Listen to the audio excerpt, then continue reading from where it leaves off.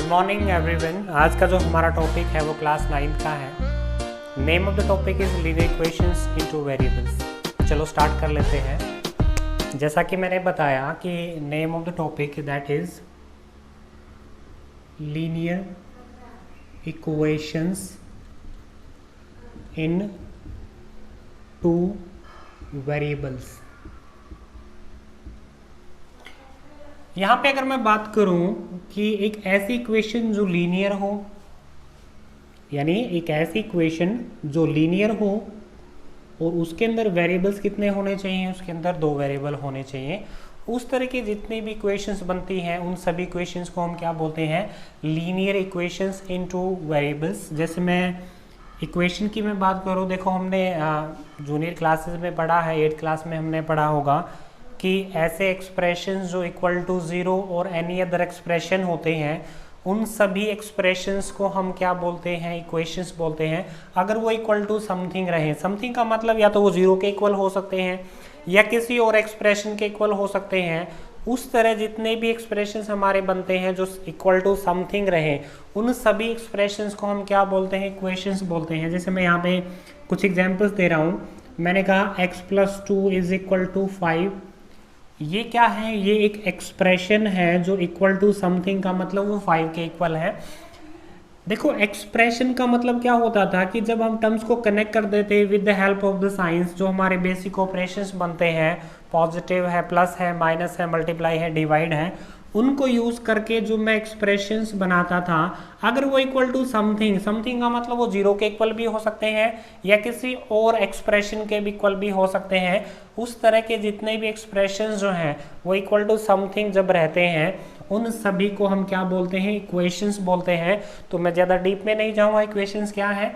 यहाँ पे हमारा जो टॉपिक बन रहा है वो बन रहा है कि लीनियर इक्वेशंस इनटू वेरिएबल जो है वो क्या है। लीनियर इक्वेशन इनटू वेरिएबल का यहाँ पे जो मीनिंग है वो ये है कि एक ऐसी इक्वेशन जो लीनियर हो। लीनियर का मतलब क्या होता है कि जिसमें वेरिएबल की जो पावर है, जो हाईएस्ट पावर ऑफ वेरिएबल या बोले या हम डिग्री की हम बात करें, वो 1 बनती है। उस तरह की सभी इक्वेशंस को हम क्या बोलते हैं, लीनियर इक्वेशंस बोलते हैं। जैसे मैं एग्जाम्पल की बात कर रहा हूँ, मैंने कहा x+2 इज इक्वल टू 5, फिर मैं कहता हूँ y+2 इज इक्वल टू 0। ये सारे के सारे एग्जाम्पल्स क्या हैं, ये लीनियर इक्वेशंस के एग्जाम्पल्स हैं जो एक ही वेरिएबल में है, बट हमारा जो टॉपिक है वो लीनियर इक्वेशन इनटू वेरिएबल्स का है। मैं यहाँ पे जो एग्जाम्पल्स दे रहा हूँ वो सिर्फ लीनियर इक्वेशंस के एग्जाम्पल दे रहा हूँ। इनटू वेरिएबल्स का मतलब यहाँ पे वेरिएबल्स जो है 2 हो जाएंगे। लीनियर का मतलब होता है highest power of the variable जो है वो 1 बननी चाहिए। तो इक्वेशन नंबर फर्स्ट जो मैंने यहाँ पे इक्वेशन बनाई है, यहाँ पे मेरा वेरिएबल x है और highest power of the variable that is 1।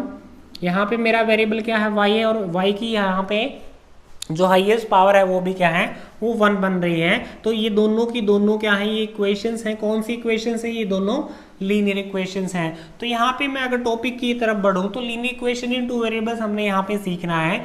यानी लीनियर इक्वेशंस जो हैं वो 2 वेरिएबल्स में कौन सी होती है। मैं एग्जाम्पल की बात कर रहा हूँ।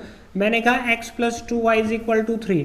ये एक इक्वेशन है जिसके अंदर वेरिएबल कितने हैं, वेरिएबल 2 हैं, और highest power of the variable की मैं बात करूं तो वो भी क्या है, यहाँ पे 1 बन रही है। एक एग्जांपल और ले लेते हैं। मैंने कहा 2x + 3y is equal to 0।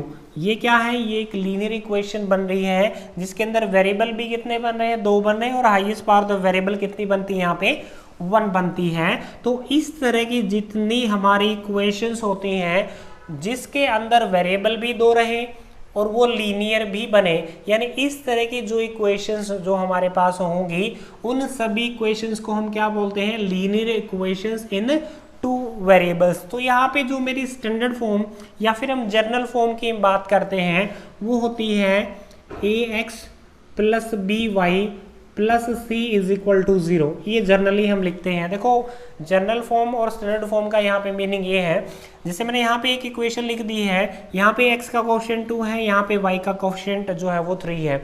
लेकिन हम हर एक इक्वेशन के अंदर सभी कांस्टेंट जो कोफिशिएंट्स है वो हम नहीं बता सकते, तो उसको हम जनरली किसी वेरिएबल से डिनोट कर देते हैं।